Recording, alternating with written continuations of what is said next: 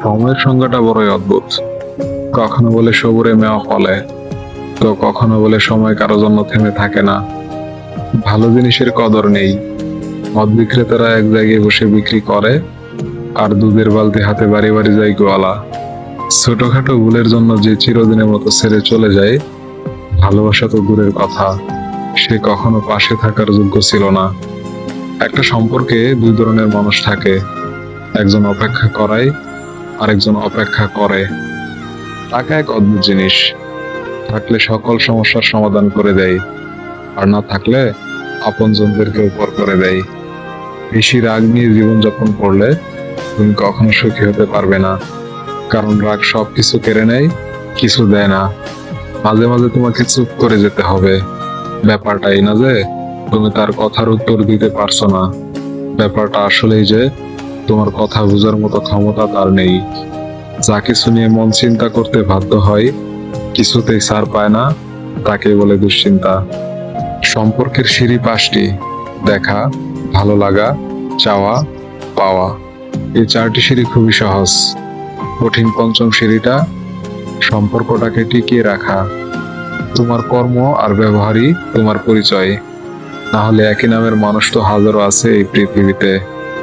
সফলতা পেতে হলে ব্যবহারে বাচ্চা হও, কর্মে যুবক হও, এবং অনুভবে হও বৃদ্ধ। স্ত্রীর যে কাজে স্বামী গরিব হয়ে যায়। নাম্বার 1, স্ত্রীর মানুষকে ঠাট্টা, উপহাস বা হেয় মনে করার অভ্যাস থাকলে। নাম্বার 2, মিথ্যে কথা বলার অভ্যাস থাকলে। নাম্বার 3, স্ত্রীর আয়ের তুলনায় বেশি ব্যয় করার প্রবণতা থাকলে। নাম্বার 4, সংসারে বোঝাপড়া না থাকলে। তবে মনে রাখা জরুরি, কোনো মেয়ে চায় না তার স্বামী গরিব হোক, কিছু ব্যতিক্রম ব্যতীত। মিউজিক বদলালে যেমন মানুষের নাচের ধরন বদলে যায়, ঠিক তেমন স্বার্থ আসলে মানুষের ব্যবহার ও কথা বলার ধরন বদলে যায়। প্রশংসা না করলে কেউ খুশি হয় না, আর মিথ্যে না বলে কারোর প্রশংসা করা যায় না। মনের মধ্যে জায়গা করতে লম্বা সময় লাগলেও মন থেকে উঠে যেতে লাগে কয়েক মিনিট মাত্র। এত চিন্তা কিসের? যিনি এ দেহে প্রাণ দিয়েছেন তিনি হয়তো কিছু ভেবে রেখেছেন। খারাপ সময় পেরিয়ে ভালো সময় আসবে। লোকের কাছে খারাপ হতে চাও, তাহলে সব সময় উচিত কথা বলো। যে হারাবার সে হারাবেই, মাঝখানে আপনার জীবনটাকে এলোমেলো করে দিয়ে যাবে। নয়ন জলে ভাসিয়ে দু চোখ, কাঁদছো কেন তুমি? চেয়ে দেখো তোমার পাশে দাঁড়িয়ে আছি আমি। তোমার চোখের এক ফোঁটা জল পড়বে না কো নিচে, যতদিন আমি বন্ধু থাকবো তোমার পাশে। এত এফোর্ট দেওয়ার পরেও যাদের কাছের করে পাওনি, তাদের ফিরে আসার অপেক্ষা করা বোকামি। যে মানুষটা ভালোবাসা ছাড়া আর কিচ্ছু চায় না, তাকে পাওয়াই হলো জীবনের সবচেয়ে বড় অর্জন। মন খারাপগুলো উড়িয়ে দেই, কিন্তু ওদের শিকড় আছে, সেইটা নেই ফিরে আসে। ভালো লাগাগুলো বড্ড স্বার্থপর, ক্ষণিকের সুখ দিয়ে মিলিয়ে যায়। মধ্যবিত্তদের সমস্যা হলো নিজের দিকে তাকালে পরিবার শেষ, আর পরিবারের দিকে তাকালে নিজে শেষ। একটি ছোট্ট মেয়ে একদিন তার মাকে জিজ্ঞেস করলো, আচ্ছা মা, তুমি কি টাকা ভর্তি পার্স কোনোদিন আমাদের কাজের মাসির কাছে রেখে যেতে পারবে? মা ঠোঁটে লিপস্টিক লাগাতে লাগাতে বলল, টাকা ভর্তি পার্স আর কাজের মাসির কাছে? কখনো না। তখন মেয়েটি বলল, তাহলে তুমি কোন বিশ্বাসে আমাকে রোজ তার কাছে রেখে যাও? জীবনের অর্ধেক কেটে যায় সার্টিফিকেট অর্জন করতে, আর বাকি জীবন কেটে যায় সার্টিফিকেটের ফটোকপি করতে করতে। বাবা হলেন একটি বাড়ির ছাদ, যে নিজে পুরে সন্তানদের ছায়া দেয়, কিন্তু মুখ ফুটে কিছু বলে না। খারাপ সময় জীবনে আসবেই, কিন্তু অপেক্ষা করতে শিখে গেলে ভালো সময় তোমার জীবনে আসবে।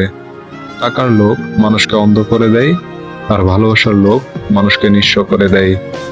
ভুল মানুষের মায়ে জড়িয়ে গেলে না সেখানে আর থাকা যায়, না সহজে আর নিজেকে নিজের জায়গায় ফেরানো যায়। এভাবেই তো কিছু সম্পর্ক চিরতরে শেষ হয়ে যায়, কেউ সময় দেয় না, আর কেউ সময় পায় না বলে।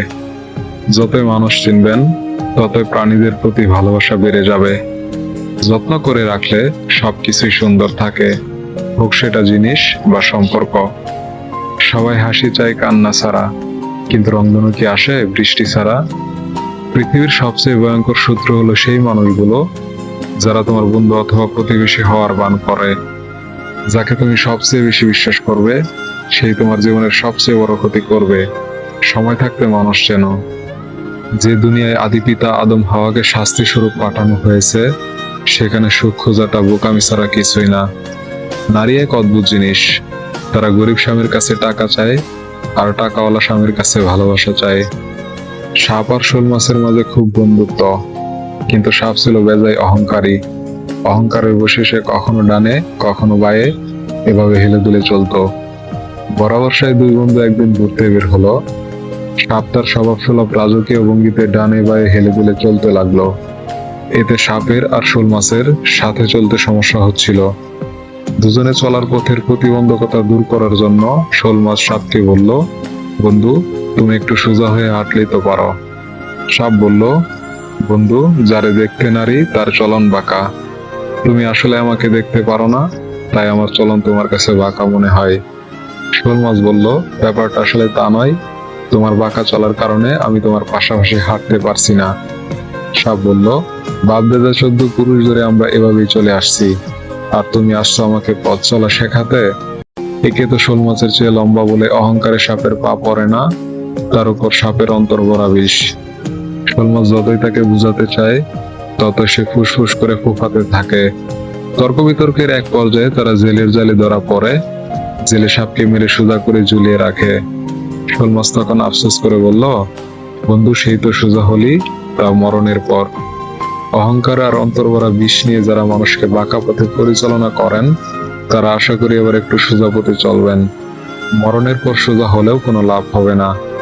মেয়েরা শাসন পছন্দ করে, তবে সেটা রাগের গলায় না, আদর করে ভালোবেসে মিষ্টি গলায় শুনতে চায়।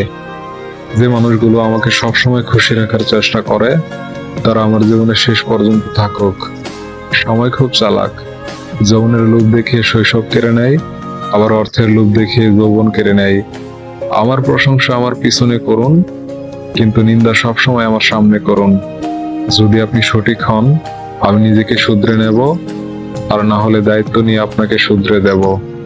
পৃথিবীতে এমন কিছু মানুষ আছে যাদের পুরো জীবনটাই কেটে যাচ্ছে ভুল মানুষের সাথে। যদি কোনো মেয়ে এই কাজটি করে, তাহলে বুঝবেন সে স্বামীর সংসার করতে পারবে না, আর তা হলো তার উচ্চ বিলাসিতা মনোভাব। অবশ্যই মেয়ের 4টি জিনিস দেখে বিয়ে করা উচিত। নাম্বার 1, রূপ। নাম্বার 2, তার পরিবার। নাম্বার 3, তার ধন সম্পদ।